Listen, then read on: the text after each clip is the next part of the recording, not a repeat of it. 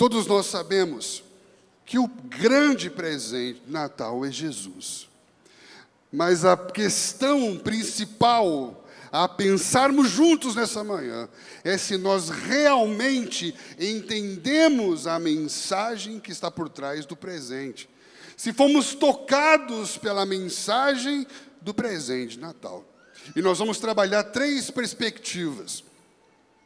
Se o presente de Natal é Jesus, existe algo que é falado sobre quem entregou o presente.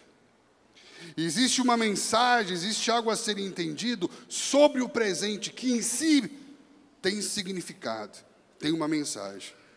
E também tem algo que é dito sobre quem recebeu o presente. E tem algo, uma mensagem sobre quem entregou, tem uma mensagem sobre o presente, tem uma mensagem sobre quem recebeu o presente. Então existe uma mensagem, existe uma ideia que precisa ser captada, uma palavra que precisa ser entendida. Por quê? Porque todo mundo está falando alguma coisa sobre o Natal. E por trás de toda fala tem uma ideia. E não existe campo neutro no mundo das ideias, porque toda ideia tem uma genealogia, e por trás de toda ideia tem uma crença. Por trás de toda árvore tem uma raiz, por trás de toda a ideia tem uma crença. Por exemplo, New York Times, ele publicou essa semana uma reportagem sobre o Natal. E qual é a mensagem? As famílias estão lutando para comprar presentes de Natal este ano devido à inflação. A reportagem também cita uma pesquisa da Associação Nacional de Varejistas que mostra que os consumidores estão gastando menos em presentes de Natal que no ano passado. Qual é a ideia por trás dessa notícia? Qual é a raiz dessa árvore? Qual é a crença desse discurso? A visão de mundo que está por trás dessa abordagem é o materialismo secular, que associa o Natal ao materialismo, ao consumo, a coisas. Por trás de toda ideia tem uma visão de mundo, tem uma estrutura de crença. Por exemplo, The Guardian, na Inglaterra, publicou essa semana uma reportagem sobre a mudança nas tradições de Natal em todo o mundo. A reportagem cita o aumento do número de pessoas que estão celebrando o Natal de forma secular, de forma mais secular, e a crescente popularidade de festas temáticas. O que é celebrar o Natal de forma mais secular? Secularismo nada mais é do que o tirar a fé, o Deus, o Cristo, o sagrado, o religioso, da esfera prática da vida. Secularizar é separar. Isso aqui é espiritual, isso aqui é religioso, isso aqui é vida cotidiana, isso aqui é trabalho, isso aqui é o que eu vivo de segunda a sexta. Secularizar é tirar Cristo do Natal. Isso, secularização, é uma visão de mundo.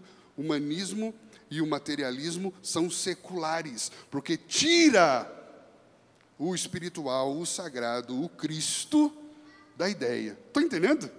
Por trás de toda ideia tem uma crença. Não existe campo neutro no mundo das ideias.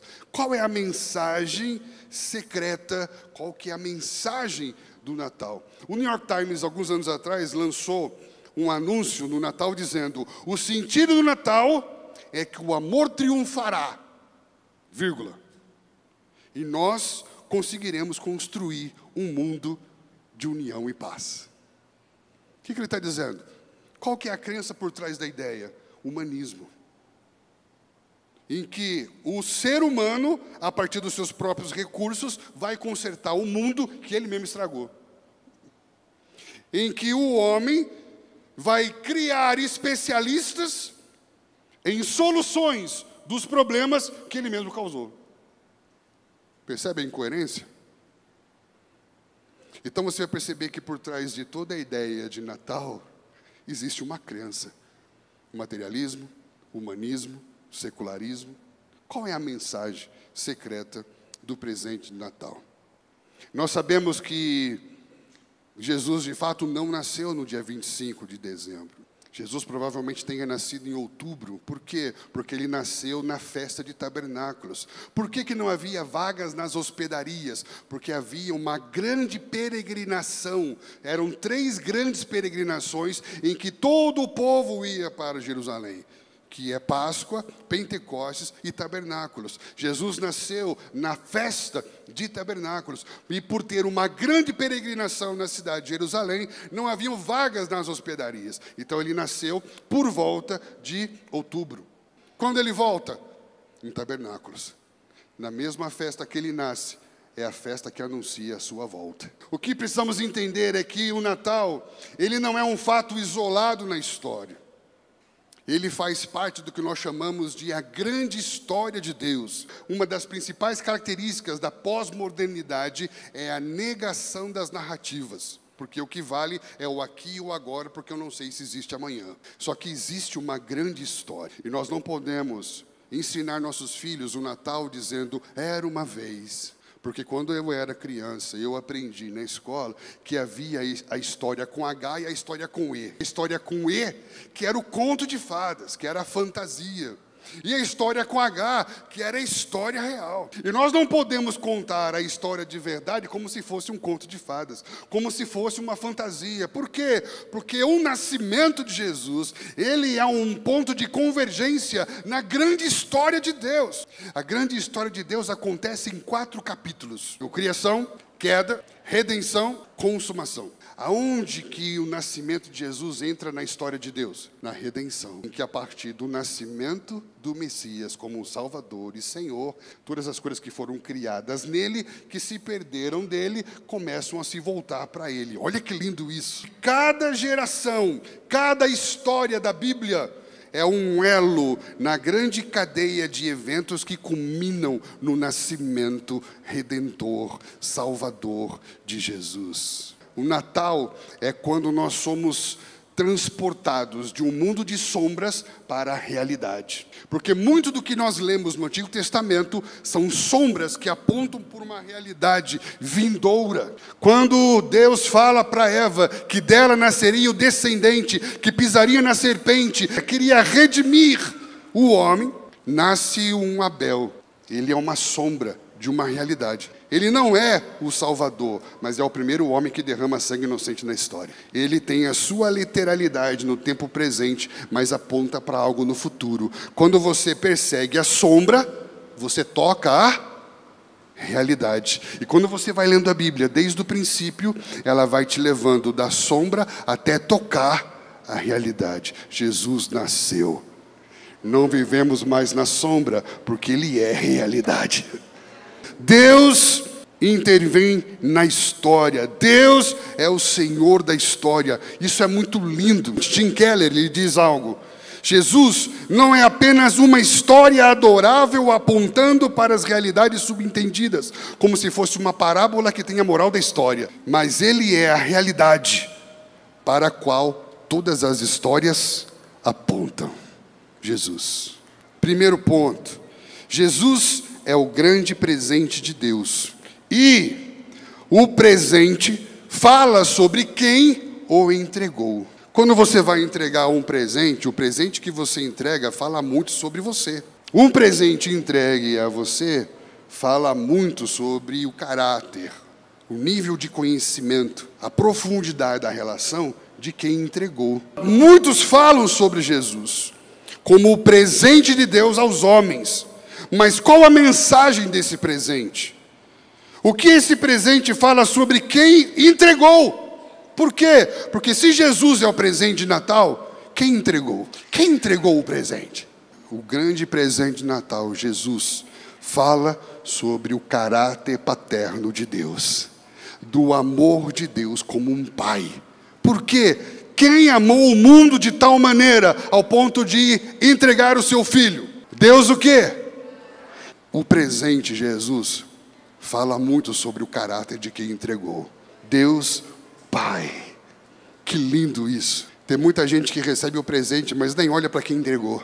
Só que o presente fala sobre quem entregou. Vivemos uma geração de orfandade que ama Jesus, mas não conhece o Pai. E entender a paternidade de Deus vai fazer você romper. Porque Jesus fala que quando você for orar, você tem que orar para quem? Cantamos canções porque ainda não entendemos que o Pai procura adoradores. Existe uma mensagem secreta por trás do presente de Deus. Quem provou o seu amor por nós entregando o seu próprio Filho, como diz Romanos 5,8? Deus. Deus o quê? Deus Pai prova o seu amor na entrega e não na cobrança passiva. Deus não te cobra por algo que Ele não te entregou.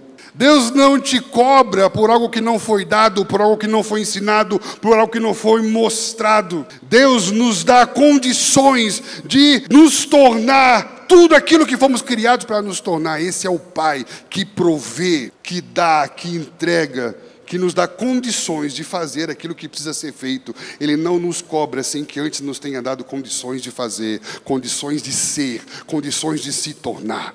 Natal fala sobre o amor paterno de um Deus que provê, que ensina, que entrega, que tem atitude e não discurso passivo.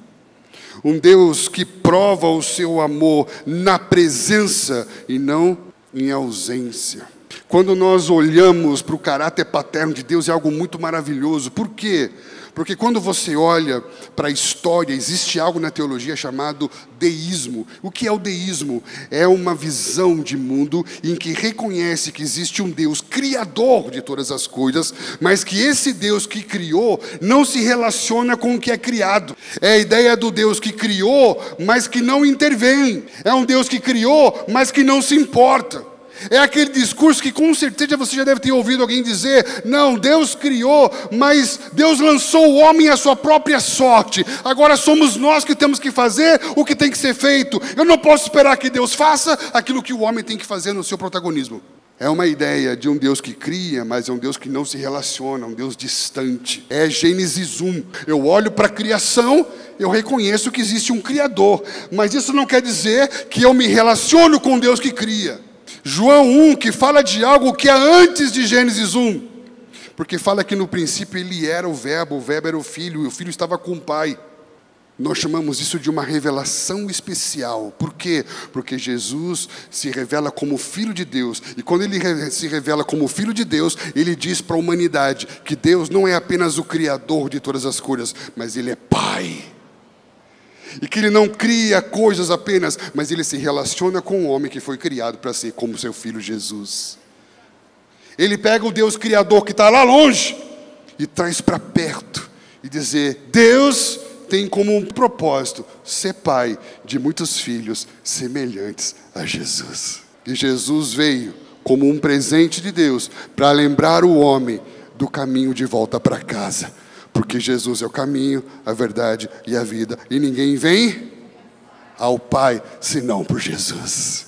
Olha só o que diz na sua Bíblia em Romanos capítulo 8, 29. Fala que Ele nos predestinou para sermos conforme a imagem do seu Filho. Sabe o que é predestinar? Dar um destino antes, para que todo o homem entenda que o propósito de Deus não é apenas ser salvo do inferno, mas voltar a ser a imagem e semelhança do seu próprio Filho, serem conforme a imagem de Jesus. O Natal fala do amor paterno de Deus, de um Pai que entregou um presente a todos os homens, para que todos os homens se lembrem que o propósito dele é ser pai de muitos filhos semelhantes a Jesus. Olha o que diz na sua Bíblia, em Isaías capítulo 63, versículo 16. Tu és o nosso Pai, ainda que Abraão não nos conheça, e Israel não nos reconheça. Tu és o Senhor, Tu és o nosso Pai, nosso Redentor. Este é o seu nome desde a eternidade. Abraão é o maior referencial de paternidade da história. Ele é o pai Abraão. A genealogia de Jesus em Mateus começa com Abraão, porque a partir de Abraão nasce uma nação e um povo. Ou seja, ainda que os patriarcas, ainda que os referenciais humanos de paternidade não te conheçam, não te reconheçam, não cumpram o seu papel de ser referência, Tu és o nosso Pai. Ainda que os nossos referenciais humanos de paternidade tenham falhado, o Natal nos lembra: Tu és o nosso Pai eterno, o Pai que é antes, o Pai que está além, o Pai que transcende. O presente de Natal fala sobre o caráter paterno de Deus, sobre o amor paterno de Deus. Segundo ponto Jesus é o grande presente de Deus. E esse presente fala sobre Ele. O presente em si tem significado. O presente em si tem nome. O presente em si é Emanuel, Deus conosco. O Filho, Ele é o Deus Emanuel. Ele é aquele que revela a paternidade de Deus. É aquele que faz Deus conhecido entre nós. Toma muito cuidado, porque muitas vezes nós trabalhamos tanto o valor da família que nós acabamos idolatrando a estrutura familiar funcional. O que é idolatria? É quando eu coloco algo no lugar de Deus. Uma vez eu fui ministrar uma aula numa base missionária sobre paternidade de Deus. E uma aluna disse assim: pastor, eu nem precisava assistir essa aula, porque eu tive um pai tão bom. Está me dizendo, presta atenção, pelo fato de você ser cristã dentro de uma estrutura familiar funcional, você não precisa da revelação de Jesus para conhecer Deus como Pai? É isso? Você está tirando o Cristo que encarnou em homem para revelar Deus como Pai, para dizer, eu tive um bom pai, não preciso de Jesus, conheço Deus como Pai. O que ela está confundindo? Funcionalidade familiar com a orfandade natural de todos os homens por causa da queda original. Ter funcionalidade familiar não é o suficiente para que você tenha a revelação de Deus como Pai. Porque o texto diz que ninguém jamais viu Deus como Pai, mas só o seu Filho, e a quem o Filho revelar. Jesus veio para desvendar Deus como Pai. Isso não depende de estrutura familiar funcional. Isso depende de iluminação espiritual e da revelação de Jesus. A disfuncionalidade familiar é uma questão que se trata psicologicamente para que ela não altere e não afete a sua capacidade de lidar com verdades espirituais e teológicas. Ela ajuda você a organizar questões das suas relações para que isso não afete as suas convicções. Mas não é a psicologia que vai revelar Deus como Pai para você. É Jesus, o presente de Deus que nasceu entre nós. A orfandade não é algo que pode acontecer com alguns de nós. A orfandade é a realidade de todos nós. Por isso que todos nós, por meio de Cristo Jesus, somos adotados de novo. E aqueles que receberam direito, passaram a ser feitos filhos de Deus. Jesus entre nós, isso é maravilhoso. Jesus é o Filho de Deus. Ele traz para nós um princípio fundamental para a nossa fé, que nós chamamos de encarnação. E a encarnação vai falar sobre o Deus que se fez homem, sem nunca deixar de ser Deus, sendo plenamente Deus e plenamente homem. Olha o que John Piper vai dizer: o Criador do universo, por meio de quem foram criadas todas as coisas, onipotente e existindo desde sempre, assumiu uma natureza humana sem perda da sua divindade, de modo que Jesus, o filho de José de Nazaré, era tanto divino quanto plenamente humano. John Piper diz: ele tomou carne e sangue e revestiu sua deidade com humanidade. Ele se tornou plenamente homem e plenamente Deus. Quando ele encarna no seu nascimento virginal, ele é nascido de uma semente espiritual que faz dele um homem de uma natureza diferenciada, plenamente Deus e plenamente homem. Mas então o que significa quando Paulo fala que ele, sendo Deus, esvaziou-se, tornando-se homem, servo, obediente até a morte e morte de cruz? O que é esse esvaziar-se? Esse esvaziar-se não é um Deus que se torna homem e perde a sua divindade. Esse esvaziar-se nada mais é do que um princípio gestacional. Esvaziar-se é você dar espaço dentro de você, para que a partir de você nasça algo que vá além de você. Cristo não esvaziou-se apenas no processo de redimir o homem por meio da encarnação. Mas ele esvaziou-se de forma sacrificial e gestacional desde o princípio no processo da criação. Porque Paulo vai explicar que nele foram criadas todas as coisas e nós somos chamados para estar diante dele antes da fundação do mundo. E fundação é o ato de conceber e de gerar. No princípio era o verbo e o verbo estava com Deus. Antes de tudo existia, o que existia era só Deus. Se o que existia antes de tudo era Deus, e ele cria, como é criar, senão abrir espaço a partir de si mesmo, para que a partir dele todas as coisas sejam criadas.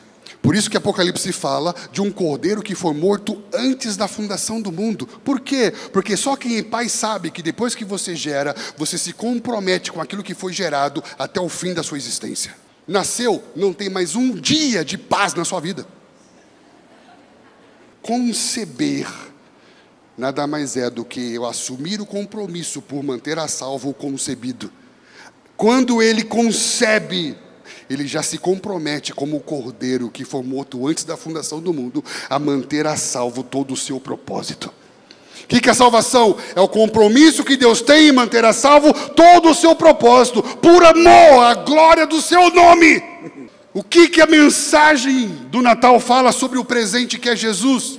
Ele esvazia-se para que agora, a partir dele, nasça um novo homem. Um homem que vai renascer a partir do seu nascimento por meio da sua encarnação. Quando ele encarna da Virgem Maria, de uma semente divina, ele nasce como um homem que é nascido de uma natureza celestial, dentro de um corpo natural. Para quê? Para que a partir da sua morte e da sua ressurreição venha a nascer agora um novo homem de uma divina semente, de uma nova realidade, que não traz mais nele a imagem do que é terreno, natural, mas a imagem do que é celestial, espiritual e eterno. Nós nascemos de novo, porque Jesus nasceu! Há dois tipos de pessoas no mundo hoje: os nascidos e os renascidos. E se sou um renascido em Cristo, é porque a partir de Cristo nascemos. Não é Cristo que entrou em nós, é nós que entramos em Cristo. É como a arca de Noé, nós entramos nele e nele estamos salvos. Nasceu a salvação, Jesus. E por fim, Jesus é o grande presente de Natal, o grande presente de Deus. E o presente fala também sobre quem o recebeu. O presente fala sobre aquele que entregou. Quem entregou o presente? Deus Pai. O presente tem significado em si mesmo, porque o presente tem uma mensagem: o Cristo, a nossa salvação. Por ele ter nascido, nós nascemos de novo. E ele fala sobre nós. O presente de Deus para nós, que é Jesus, é um presente muito pessoal. É um presente que fala de alguém que nos conhece. O que esse presente entregue por Deus Pai, que é Jesus, fala sobre nós? Nasceu o Salvador. Se o presente de Deus, o nome dele é Salvador, salvação, esse presente fala o que sobre nós? O que você pensaria se alguém chega para você e te dá um desodorante de presente? Ele está falando alguma coisa sobre você? O irmãozinho vai lá e te dá um talco para os pés. O presente está falando alguma coisa sobre você ou não? O que Jesus, como presente de Natal, fala sobre nós? John Piper diz algo: o Natal é uma acusação antes de ser um deleite. Hoje vos nasceu na cidade de Davi o Salvador, que é Cristo o Senhor. Se você não precisa de um Salvador, você não precisa de um Natal. E aí o que eu vou fazer? Eu vou abraçar a ideia do materialismo secular do New York Times, que vai falar sobre presente. Ou eu vou pegar a ideia do humanismo, que fala sobre o Natal estar centrado no homem ser melhor, mais fraterno, e por meio do seu protagonismo, construir a ideia de um mundo melhor. Porque se eu não reconheço a minha real condição de que eu preciso que alguém me estenda a mão, eu não entendi a mensagem do Natal. E a mensagem do Natal não me serve. E eu vou procurar uma outra ideia que nas suas raízes tem uma outra crença sobre o Natal. Piper diz: o Natal não terá seu efeito pretendido até que sintamos desesperadamente a necessidade de um Salvador, de uma nova vida, de nascer de novo. Quando Jesus é entregue como um presente de Deus a nós, Ele está falando sobre nós. Vocês são rebeldes. Vocês acreditaram na possibilidade de construir o mundo para vocês mesmos em que eu não precisei fazer parte dele. Vocês acreditaram na proposta de ser como Deus, senhores da sua própria vontade, autores e protagonistas da sua própria ideia de história. Eu estou dando um presente para vocês, chamado caminho de volta, novo nascimento, redenção, reconciliação, perdão, cura.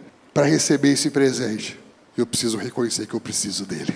Presente que é recebido sem entendimento e necessidade é presente que não é aberto. E tem muita gente que já recebeu, mas não abriu. Porque lá no fundo talvez ache que nunca precisou de Jesus. Talvez ache que nunca precisou de uma salvação. Mas Jesus veio para nos salvar de nós mesmos. Para que então possamos tomar o caminho de volta.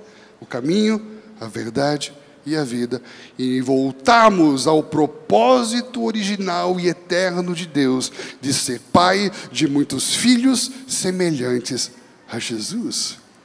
Não tem a ver a vir para uma religião para não ir ao inferno, mas tem a ver a voltar a uma relação que vai te levar de volta para casa, a sentar na mesa, a ser família. Não há um justo sequer sobre a terra, não há um homem que busque a Deus. Todos pecaram e todos carecem da glória de Deus. Nós nos tornamos naturalmente inimigos de Deus. E Jesus veio para nos reconciliar, veio para nos trazer de volta, veio para que por meio do seu nascimento virginal, possamos ser nascidos da mesma semente pela qual ele foi gerado. Uma semente espiritual, um novo homem, para que com ele reinaremos sobre um novo mundo.